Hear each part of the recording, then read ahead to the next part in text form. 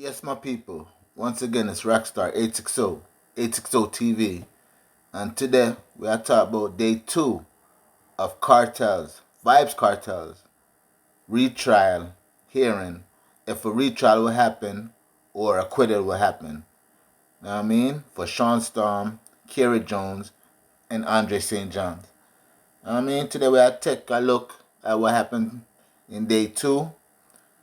The lawyer, John Clark, who represented the defense, did a fabulous job for the defense today. Now, I mean, the judge, Marva McDonald Bishop, she was fair. They said she's being fair. She's looking at both sides fairly. It's not one road or a one-way street on one side. No, she's doing everything by the books, it seems. Everybody's giving her praises. Know what I mean? Like I said, the defense, John Clark, he's doing a fabulous job. He did a fabulous job today. They said Isaac will be talking tomorrow, but today was John Clark's day. Know what I mean? The DPP and FIAR team is putting up fit and fight. You know what I mean? But I'm here to talk about Kartel and the defense. You know what I mean? But like I said, John Clark, he did a fabulous job today. So we are just going to listen to a few things that happened in court today and see what's going on.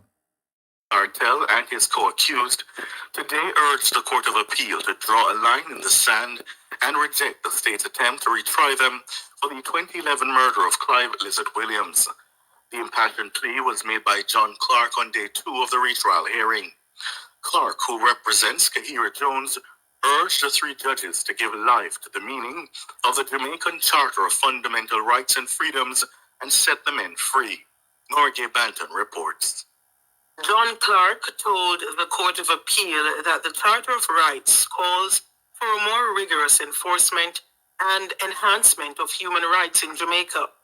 He told Justices MacDonald Bishop, Williams, and Fraser that no justice can be done by sending Kartel, Sean Storm, Andre St. John, and Kerry Jones back to the Home Circuit Court to again stand trial for a matter that's more than a decade old. He asked the justices to use the case to draw a line in the sand. According to Clark, such a line would serve as a warning to the Parliament and the executive arms of the government that the rights of accused persons must be taken seriously. The attorney maintained that retrying the men after more than a decade had passed would not serve the interests of justice. He told the court it would be an economic and emotional burden on the men. Clark reminded the Court of Appeal that the Privy Council had already found that their constitutional rights were breached. He says subjecting them to a new trial would only further breach those rights. Clark asked the court to set down a maximum number of years after which the state should not be permitted to retry accused persons.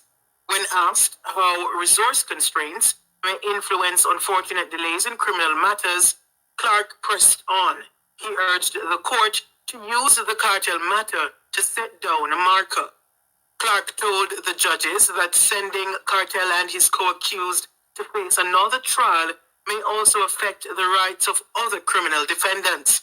He told the court that there were already citizens waiting on the trial list, trying to clear their names.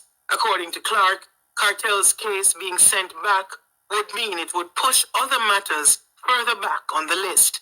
This, he says, would be an injustice to those who have been waiting for justice. That is not the country we want to live in, he told the judges. The decade-old legal saga is again before the local Court of Appeal after the UK-based Privy Council quashed the men's 2014 murder convictions and sent the matter back to the appellate tribunal to determine if they should be retried for the murder. The hearing will continue tomorrow when Clark is expected to call on affidavit evidence of the accused men in arguing against a retrial. Crown is expected to open its arguments for a retrial on Wednesday. Meanwhile, speaking to journalists outside the Court of Appeal, John Clark warned that responsibility to the justice system to hear, consider all the submissions from the appellants, to make a determination at the end of the day of what the interests of justice should be.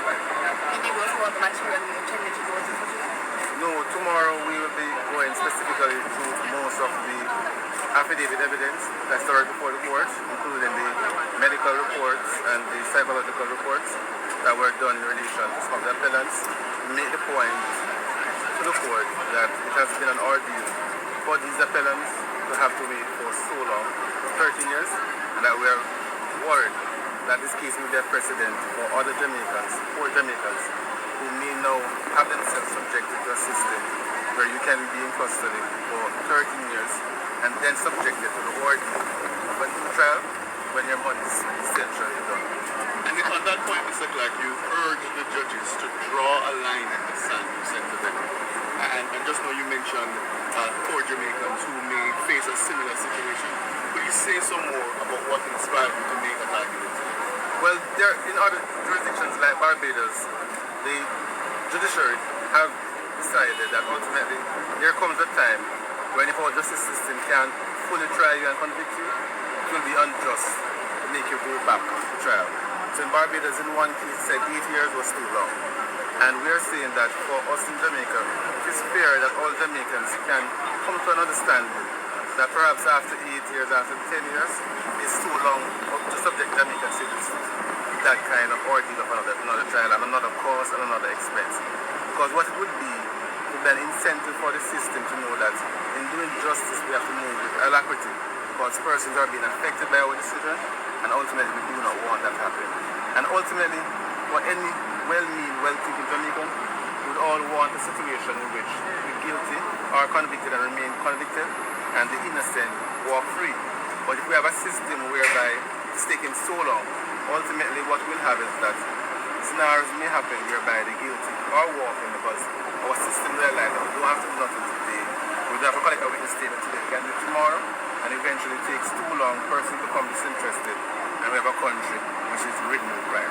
So is it fair to say the arguments you made today were not just centered around your immediate clients, but for future Jamaicans who may find themselves in a similar situation? It was centered around the ordeal that they suffer, but we are also recognizing that if the court say can happen to Kartel, it can happen to other Jamaican citizens, including the poorest of us.